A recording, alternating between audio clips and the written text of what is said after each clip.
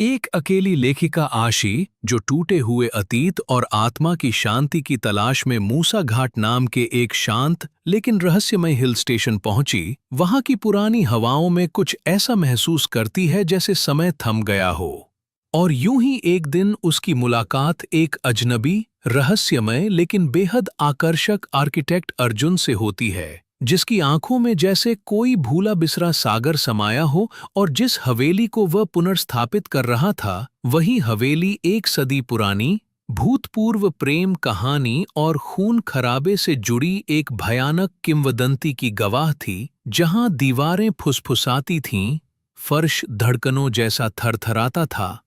और हर कोना जैसे किसी गुप्त साजिश का हिस्सा हो। लेकिन इन सब के बीच आशी और अर्जुन के बीच एक नज़दीकी जन्म लेने लगी। धीरे धीरे उनका रिश्ता एक उलझी हुई मगर गहराई से भरी प्रेम कहानी में बदलने लगा,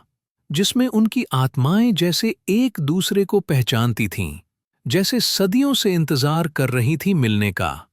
और तब एक रात जब तूफान जोरों पर था और हवेली की खिड़कियां जोर जोर से कांप रही थीं, दोनों को एक पुरानी अलमारी में छुपी 1921 की एक खून सनी डायरी मिली, जो माधवी नाम की एक राजघराने की लड़की की थी, जिसने एक ब्रिटिश अफसर से प्रेम किया था।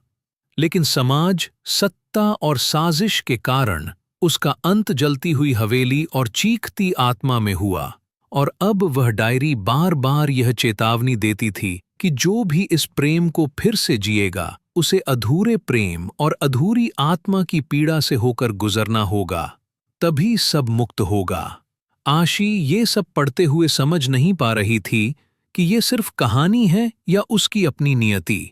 क्योंकि अर्जुन के हाव भाव, उसकी आदतें, यहाँ तक कि उसकी पसंद की चाय तक उस अंग्रेज अफसर जैसी थीं, जो माधवी के पत्रों में दर्ज थीं। और धीरे धीरे जब हवेली की दीवारों से खून की बूंदें टपकने लगीं,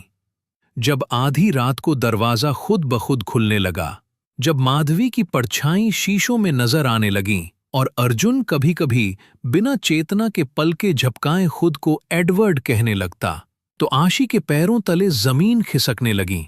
लेकिन दिल उसे रोक नहीं पा रहा था उस आदमी से मोहब्बत करने से, जिससे शायद पिछले जन्म में ही वादा किया गया था कि अगर ये जीवन अधूरा